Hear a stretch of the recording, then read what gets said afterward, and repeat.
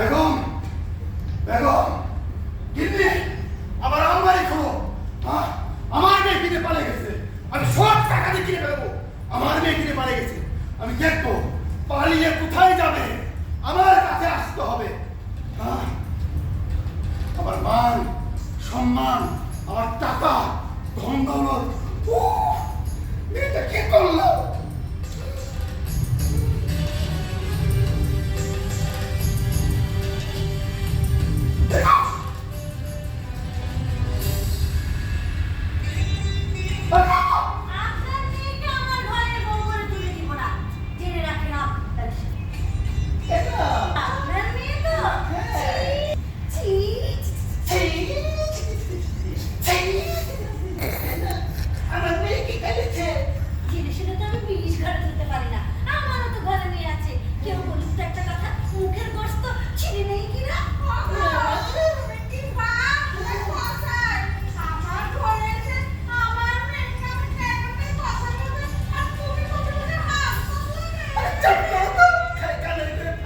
আর কথা খালি